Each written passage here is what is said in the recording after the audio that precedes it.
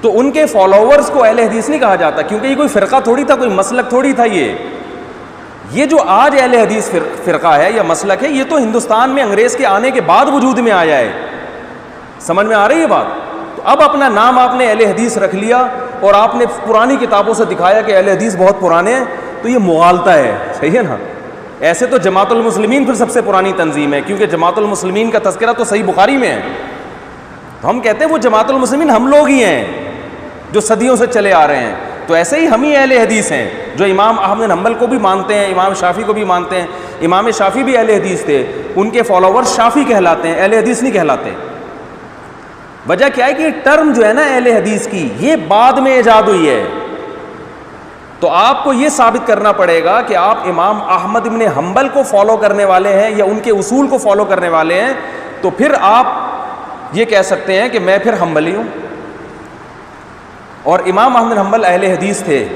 اگر آپ کی طرح کے اہل حدیث تھے تو امام احمد بن حنبل 20 رکعت تراویح کے قائل تھے. 8 کے قائل بولو بھائی نہیں تھے. امام احمد بن حنبل 3 طلاقوں کو 3 سمجھتے تھے. آج اہل حدیث 3 طلاقوں کو 1 سمجھتے ہیں. امام احمد بن حنبل عورت کی سمٹ کے نماز پڑھنے کے قائل تھے.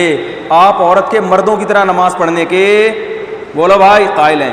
امام احمد بن حنبل سے جو مضبوط روایت ہے وہ یہ ہے کہ ان کے ہاں موضوع پر مسح کی کچھ شرائط ہیں، آپ کے ہاں وہ شرائط بولو نا بھائی نہیں ہیں. اور بہت ساری چیزیں ہیں. اور اگر آپ کہتے ہو ہم امام احمد بن حنبل اہل حدیث اس لیے تھے کہ وہ قرآن و حدیث کو فالو کرتے تھے، تو امام ابو حنیفہ کیا تورات اور انجیل کو فالو کرتے تھے؟ تو یہ لفاظی میں پھر بتا دوں، میرا مقصد اہل حدیث کی مخالفت نہیں ہے. میرا مقصد ہے کہ آپ سیدھا سیدھا بتائیں بھائی ہم کسی مجتہد کو فالو نہیں کرتے، ہماری جو سمجھ میں آتا ہے ہم اس پہ عمل کرتے ہیں. یہ بات ٹھیک ہے، یہاں تک ٹھیک ہے.